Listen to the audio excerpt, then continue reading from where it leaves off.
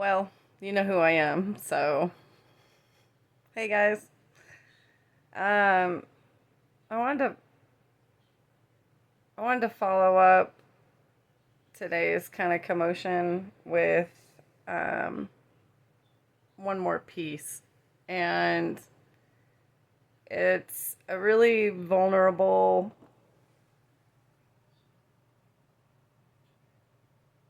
hard tale to tell, but I feel like God would like me to share it because there's a lot of weight around all of there's a lot of weight around me right now in regard to some of this, and I want to let it go. I want to let it go because uh, I'm fine. And this story really illustrates the power of both the greatness of God, the Most High, but also the really frightening tools that Satan has at his disposal to um, help facilitate these times. Um, so, I'm going to talk a little bit more about the gang stalking, targeting aspect of what um, what I've been kind of talking about. But I'm going to talk about the beginning. I'm going to talk about where it all started in Tulsa, Oklahoma, because um, well, because that's where it began. So there's such a wide scope to all of this. It's it's just a lot. So there are a lot of pieces. You may not understand some of what I'm saying, or it may not make sense. But I can't hope to tell it all. So I'm also summarizing. Like there's a giant expanse of time that I'm covering. But so I'm just gonna delve in. So let's see. As you guys know, I had built a light unit and fixed my systemic lupus situation, and then I had gotten funding from a man named Bob Wah, and he is like he was an angel. He saw me reach out and help somebody at his request, and he gave me money to quit my job and um, keep working on this light project of mine. And I said, I'm not trying to solicit funding. And he said, well, it's not that kind of funding. And I said, well, I don't have a business plan either, and I don't think I can write one. And he said, I want a wish list. And so I just wrote down the things that I thought needed to happen to help me get this light frequency out to sick people and to keep exploring its greatness, I guess. I had a lot of ideas. Anyway, so this guy was wonderful. I love Bob so much. And he said, I'm not investing in money, I'm investing in good people. I've already made my money, is what he told me. So anyway, I went about my business, and at the end of the 2 years of the funding, um, I had really, I felt like I had made great progress because nobody else had really made it that far with this light wavelength. And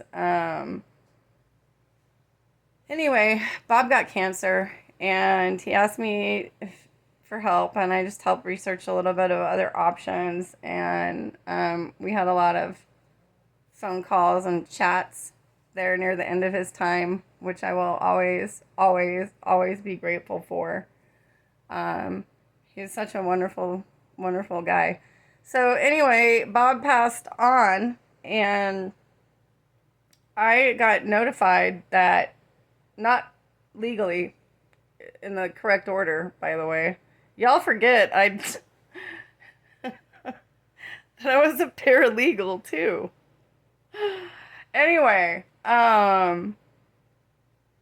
so I get notified I'm a beneficiary that Bob had rewritten his trust 6 months before he passed on, and or something like that.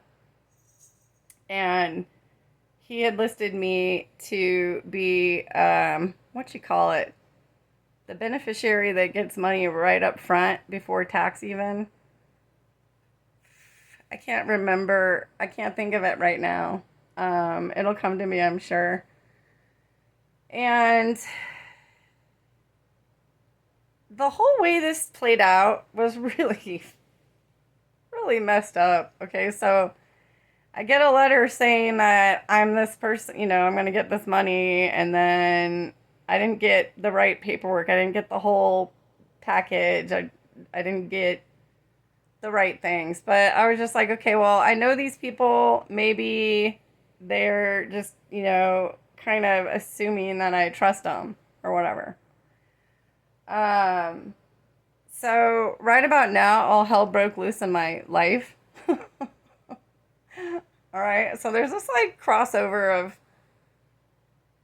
my life that I itself being dangerous in a way because it's drug free, but there's also, and it's really effective. And then there's this trust thing that popped up. So anyway, when I finally got notified, they said that I would get this money within I'd be getting a letter, and then I would be getting the money within 3 months. And so when I was notified that I had an award letter, like a thing down at the office, I went to go get it, and some of my targeting had already started. It had just kind of started, so like I was kind of laying low, trying to figure out what the heck was happening. And anyway, so I went to drive down to the office to pick it up, and I get there, and there's these thugs trying to beat me up to the office. And then I get up to the office, and the receptionist, who I knew, like I've been in and out of here every month for 2 years, she looked terrified. And she's looking at me like, what the, And I'm like, it's not you, it's just about me. And Rich, the bookkeeper guy, comes out with an envelope that had already been opened. Okay? Already open. Illegal. Totally illegal. And I'm sorry, I've got like, I'd like to call it weaponized nano dust coming at me or whatever's going on with frequencies making my face itch. So sorry if I'm not picking my nose, I promise. Um, so I'm just grateful that Bob thought of me, right? I cry. I start crying because I'm like, I can't believe Bob, cared about me that way. Is there a letter or anything? Um, like words of wisdom or anything from him. And they were like, well, you'd think that's enough. And I'm like, okay, bye now. Nobody had an answer for why my envelope had been open prior to my arrival. So anyway, I go about business, go home. Time's passing. Things are getting a lot worse there. They've like, I can't get online. I can't get any of my 4 computers to work. I actually have like a big, they're just bricked. They're just done. Um, my phone's all messed up. All my files are missing. All this stuff just went haywire. And um, come about June of that first year of this hell, it's like June of 2017, I think. Um, no, it was 2018. June 3rd. Anyway, okay, so this thing went down at my house where they were, they like to use all this equipment, like yard equipment and things that can emit sound frequency because I think it can initiate a lot of things, right? So that day was like hardcore and they were all over there just swarming my property. Like there were strangers coming onto my property and just like helping themselves to yard work. And I'm like, no, get off my, what are you even doing here? And like left and right, okay. And I had guys on my property all night. So when my husband finally came home, I was pissed. I was like, I was freaking out a little bit. I was like, you need to make this stop and just like file for divorce or whatever. Because at this point, I was like convinced that he was involved for various reasons. Like, I have plenty of reasons. But, um, you know, I'm a woman of God and I wanted to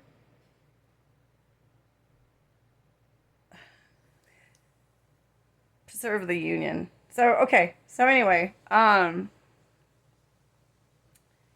he calls Copes on me and they show up and I calm down, but I'm like, if this shit was happening to you, you would be losing your shit right about now too. I've been, going through it for a minute. And they leave. I was like, just leave my house. Like, you need to leave my house. I'm not coming with you. I'm fine. I just got out of the shower. Like, I had to go put a shirt on when they knocked. Okay. Um, I was still dripping wet. and, like, anyway, they leave the house, and they were just out there hanging out with him. And I'm like, I felt under attack. I was like, I'm not feeling good about this. So I went in the spare bedroom because it was the only room that had a lock. I was like, I'm going to go in here and I'm going to sit down and I'm just going to wait it out. And no, that wasn't in the books. Before you know it, the police were at my door. Well, I don't know what kind of police, but anyway. And then my sister, he had called her, and they're trying to lure me out of the bedroom and be like, come on out, your dogs are panicking, And I'm like, I ain't doing nothing right now because you guys are not just letting me live in peace in my own house. Okay? I'm just in my own house. And I hear him ask him window or door, and they bust down the bedroom door, I was, okay, I'm not gonna lie, I was like fighting it. I was like holding the door shut and whacking whatever arm came through with a hanger, because, look, someone was trying to break into my peaceful room. So I then proceeded to get tackled and injected with God only knows what, okay? And hauled off to the hospital. And when I wake up, they put me in this. I've never been to a psych ward. I don't know what it's like. But that whole night was strange, okay? There were people in there I recognized that had been running around my neighborhood effing with me, okay? Um, they went through my purse and didn't give me back my ID. They didn't give me back my ID. They didn't give me back my prednisone that I was taking because I didn't understand what was happening yet. I thought maybe my lupus was popping up, but it wasn't, okay? And they kept bugging me all night to take drugs, and I was like, no, I don't want any. And it was just the weirdest. They didn't give me any paperwork the next day. Nobody, like, this whole thing. So when I'm getting discharged the next morning, because I was like, I'm waiting to see the psychologist because he's not going to be able to find anything wrong with me, and you guys got to release me. And the last thing, this lady, okay, the whole time she was talking to me for discharge, I was looking at her, and I'm like, I know you. Like, I recognize you. And it didn't really sink in until a while later that this lady had been with Carol, the Jehovah's Witness, at my front door.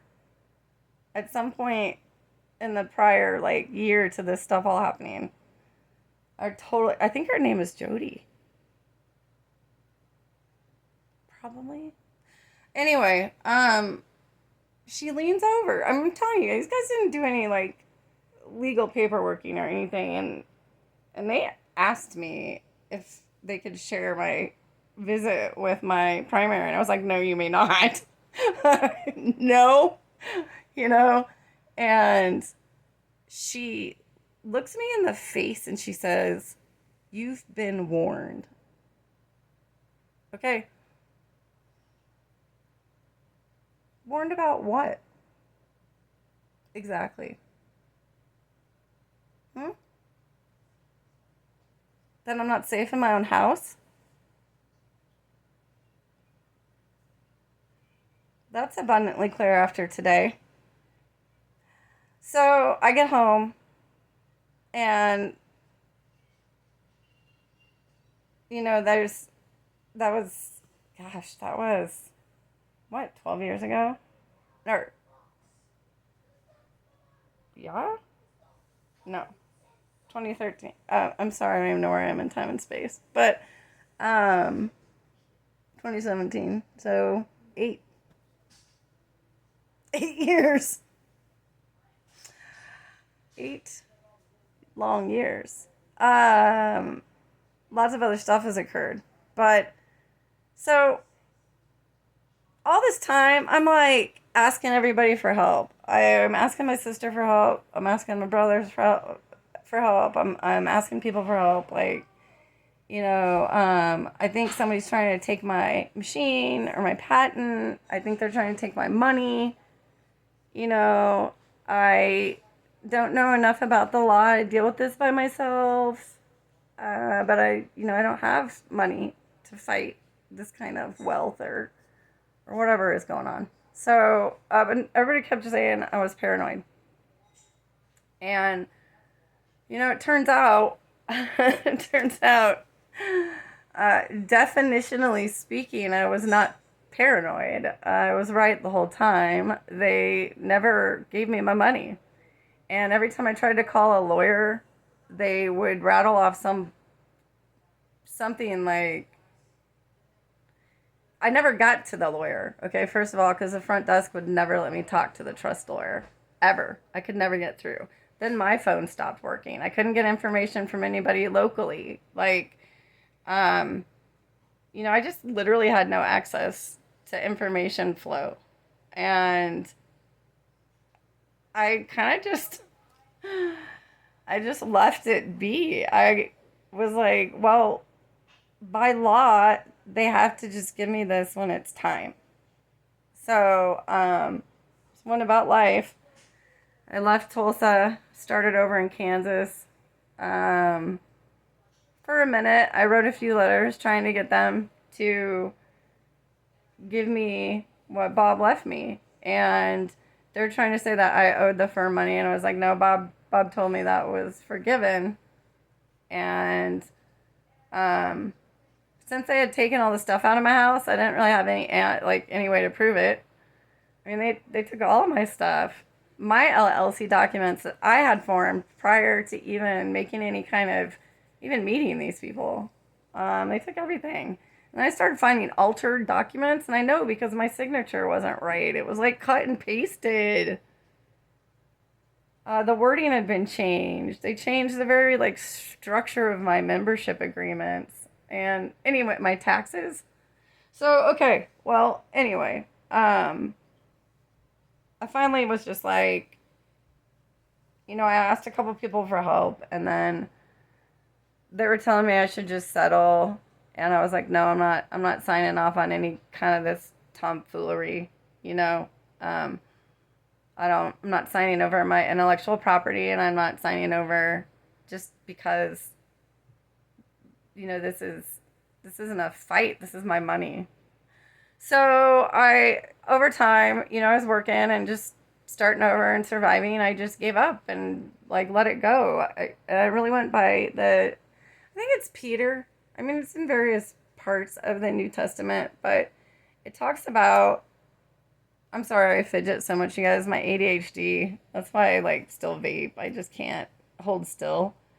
Um, I think the New Testament's advice, I like to call it advice, about not having a quarrel with your brother. And it's better to, lose everything. It's better to lose your coat than to have a quarrel, So, and don't, it says to settle out of court, away from things if you can. Aside from like, you're not even supposed to go to bed with a quarrel, but that's not always possible, as we know. So anyway, I just kind of let go, and I'm really excited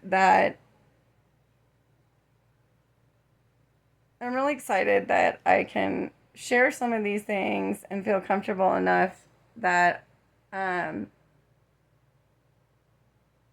to put this out there so I can keep going on in my healing journey. And, you know, every 7 years is renewal, right? So I'm renewing my life. I'm excited about it. And things are really going good for me. I'm considering. And the only person I really compete with is me. So, in my scoring system, I get an A plus right now. And I'm excited. Thanks for listening. If you do watch this video, thanks for being on this journey with me. I hope that it encourages you to let go of things and that aren't in your control and pick your battles so that God will fight them for you, okay? If you trust that He will, and keep yourself aligned with the frequency of joy and let Him worry about the bad stuff, okay? Love you guys so much. Oh, and I gave a little tip to gang stalking victims earlier about those sores, okay? I mentioned the outer ring of the burn area, but I didn't mention that you really have to get out the metal particulate that's stuck in your face, okay? Get that out, and you'll know because you can feel it. Get that out. Problem solved. You're welcome. Peace, love, and joy. Love you guys.